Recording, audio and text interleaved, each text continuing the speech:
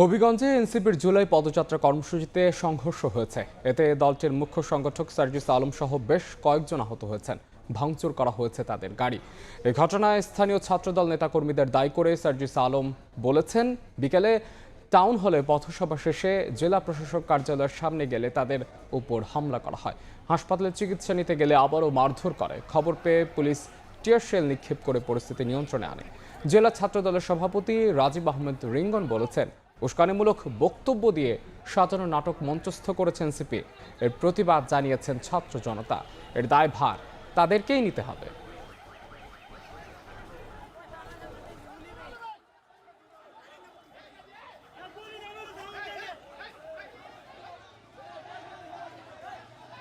আমাদের একজন ভাইয়ের চোখে রড দিয়ে যখন গুতা মারছে, তার চোখ বের হয়ে আসার মতো অবস্থা। আরেকজনের মুখে রড দিয়ে বাড়ি মারছে। ওই 24 জুলাইয়ের সময় যেমন খুনি বাহিনী যেভাবে আক্রমণ করছিল হাসপাতালের গেটে, ঢাকা মেডিকেলের গেটে, এখানে পুলিশ দেখলাম আমাদের সামনে থাকা তো দূরের কথা, আমাদের সাথে থাকা তো দূরের কথা, এত বড় হামলার পরে তারা পিছনে দাঁড়ায় দাঁড়ায় নাটক দেখতেছে। এই ছিল অবস্থা। একটা সাজানো নাটক, এবং এই সাজানো নাটকটা মঞ্চস্থ করেছে এনসিপি। আপনারা জানেন যে ওই উস্কানিমূলক বক্তব্যটাকে কেন্দ্র করেই আপনার সাধারণ জনগণ এবং ছাত্র জনতাই কিন্তু প্রতিবাদ জানিয়েছে। আহ্বান জানাবো তাদের বক্তব্য নিয়ন্ত্রণ করার জন্য, না হলে এই ধরনের অনাকাঙ্ক্ষিত দায়ভার কিন্তু তাদেরকেই নিতে হবে।